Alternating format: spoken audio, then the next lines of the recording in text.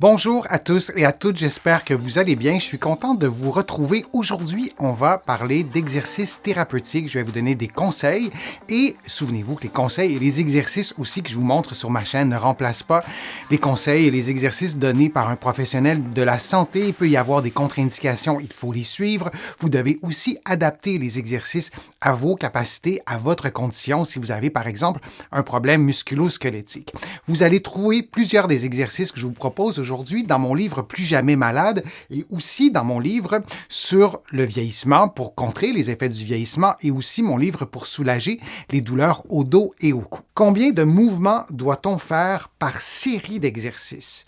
C'est une question que vous me posez souvent et je voulais vous répondre de façon succincte, de vous donner des trucs de base quand même qui sont efficaces et qui sont utiles. Alors, la première chose, il n'y a pas de règle établie qu'on peut suivre de façon systématique à la question « Combien de mouvements doit-on faire par série d'exercices? » Alors, si on vous donne des recettes toutes faites, c'est peut-être pas des recettes qui sont les plus efficaces. Alors, on essaie d'adapter tout ça à nos objectifs thérapeutiques. Deuxième conseil, la séquence la plus souvent proposée,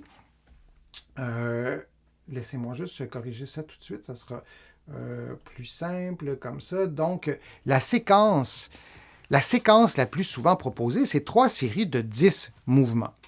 Alors, vous allez faire le même mouvement 10 fois et vous allez prendre une petite pause et vous allez faire 3 séries. Donc, dans le doute, c'est une recette, entre guillemets, que vous pouvez prendre, mais on veut avoir absolument quelque chose qui est adapté. Donc, si vous faites un exercice de renforcement, on veut qu'à la fin de vos 10 mouvements, que vous vous disiez, j'aurais peut-être de la difficulté à en faire 12 ou 13 ou 14. On veut avoir une sensation d'effort. Alors, le 10 doit être adapté en conséquence. Si à partir du 9e, c'est tellement forçant que vous faites le mouvement un peu tout croche, c'est pas ça qu'on veut non plus. Donc, mettre 3 séries de 10, ça vous donne une idée.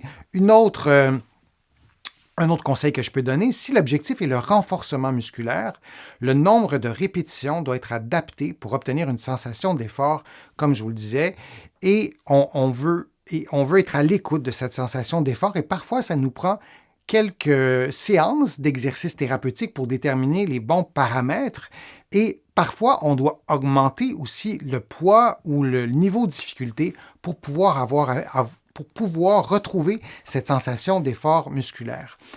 Un autre élément aussi, on peut opter pour des exercices statiques. Alors, on maintient alors la position de 10 à 30 secondes et on fait 2 à 10 répétitions. Et là aussi, on adapte les paramètres.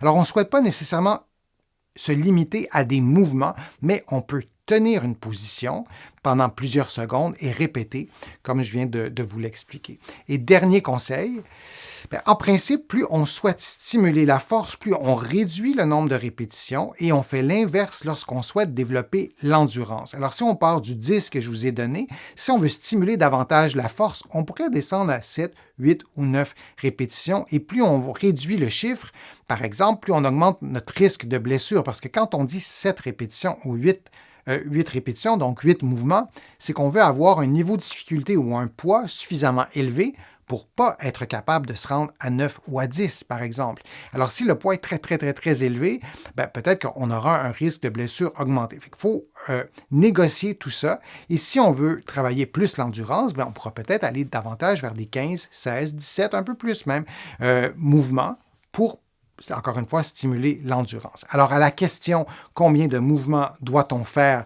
par série d'exercices ?» Il n'y a pas une seule réponse qui est valable pour tout le monde, mais vous avez des indications pour vous y retrouver plus facilement. Je vous remercie d'avoir été là. J'espère que les conseils que je vous ai donnés, les informations que je vous ai transmises aujourd'hui vous ont été utiles. Je vous remercie de faire une contribution à ma chaîne. Vous êtes plusieurs à le faire et je vous remercie et considérez ces remerciements comme personnels. Ça m'aide beaucoup à pouvoir vous produire de plus en plus de contenu et c'est ma résolution de cette année de vous en présenter encore plus régulièrement pour répondre à vos besoins et répondre à vos questions que vous me posez sur les fils de discussion. Je les lis toutes, vos questions, et j'y réponds individuellement quand c'est possible. Sinon, je le fais dans des vidéos. Vous allez trouver beaucoup d'informations sur mon site web, le www.denisfortier.ca. Vous allez aussi trouver beaucoup d'informations dans mes livres, notamment mon livre Plus jamais malade, mon livre sur le vieillissement, mon livre sur les douleurs au dos. Il y en a d'autres, vous les connaissez. Et en visitant mon site web, le www.denisfortier.ca, vous allez pouvoir aussi vous abonner gratuitement à mon infolettre, au courriel thématique et garder contact avec moi. Alors, je vous dis à une prochaine fois, à une prochaine vidéo et à bientôt.